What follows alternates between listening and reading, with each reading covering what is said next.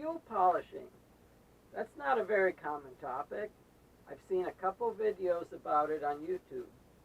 Usually, you bring the boat into a marina, you pay them some money, they roll out a cart, some hoses, and something happens. It's especially important if you've got a diesel boat in the tropics because there's algae that grows in the diesel fuel and eventually clogs up your injectors and stuff. Now this boat, the Carver, is a gasoline boat, but it sat for 5 years before the previous owner donated it to a charity who auctioned it on eBay, and then it was bought by me. So it's gone through several winters up north in Michigan, which probably means there's some water condensation in the tanks. And I looked in there, and there is like some gunk floating around at the bottom. So before I try to start the engines, I'm going to attempt to filter my fuel. So here's how it's done.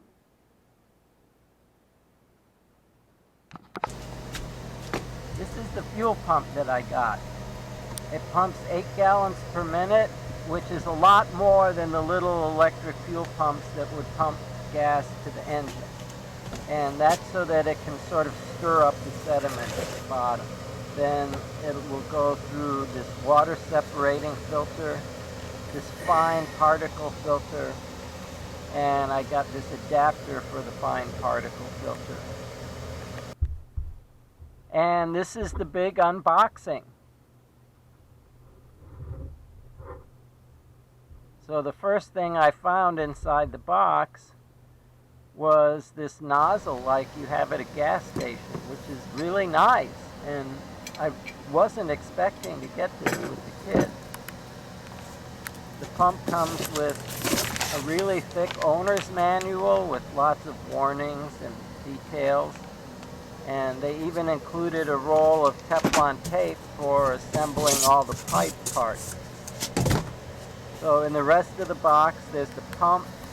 That yellow thing is the cord with clamps to go on a 12-volt battery. And there's one section of fuel line. So I've got the nozzle, there's the fine particle filter, the other filter, pump, and the clamp for the battery. So now I'm going to use the Teflon tape that came with the pump to assemble all these plumbing parts that I got for my fuel filtering system. So here's the water separating filter.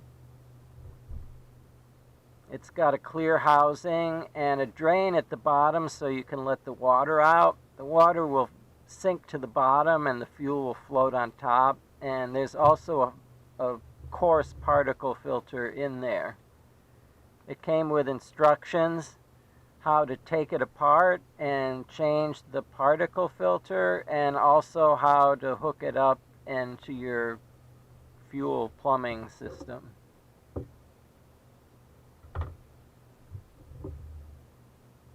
And this is the fine particle filter. It's more like the oil filter that would be on your engine, and so it doesn't really have the connectors for standard pipe threads. There it is, like a great big oil filter. So in order to use that particle filter, well, everything comes with instructions, doesn't it? I got this adapter, and the particle filter screws into that thing, which has threads for standard pipe thread. It also came with one piece of pipe with the right thread on it for integrating it into an existing fuel system. I also bought this angle fitting at Home Depot because I thought it might come in handy.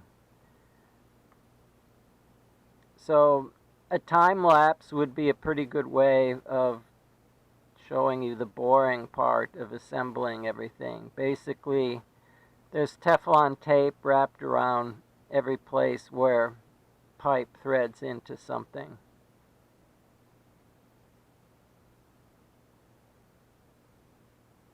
I put 4 or 5 wraps of the Teflon tape. So here it is.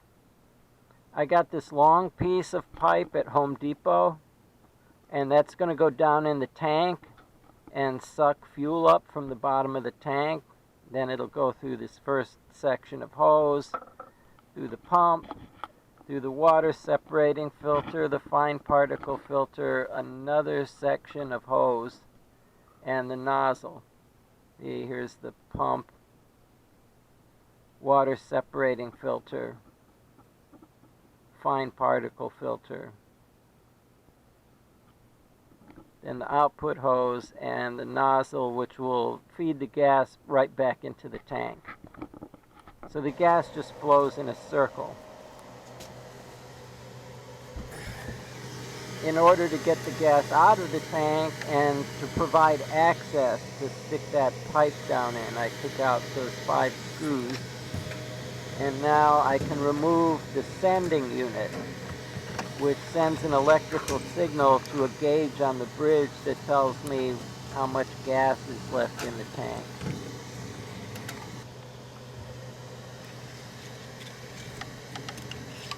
And I've tried here to get some video looking down into the tank. And with the camcorder I have, trying to shine a flashlight in and get some video of the bottom of the tank was pretty futile. There was some junk down in the bottom of the tank, some sediment, and also a little bit of condensated water came out.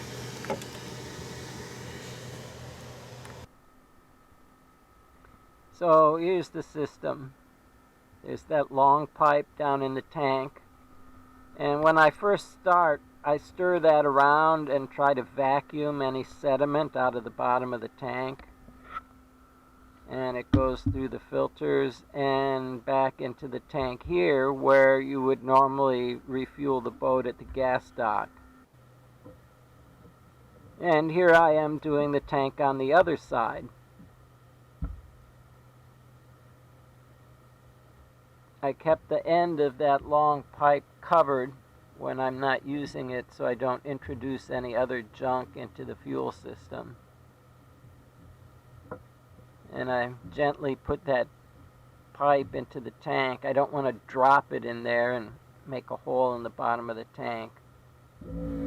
And once the pump is running,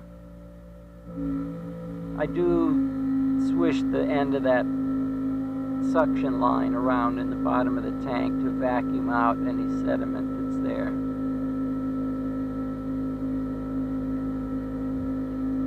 So once I've got it running, I set a timer, let it run for a while, just to flush out any contaminants in the fuel. You can see the fuel moving through the water separating filter, and when I was done, there was a fair amount of junk accumulated in the bottom of it, so it was definitely worth doing this. And here's your bonus video.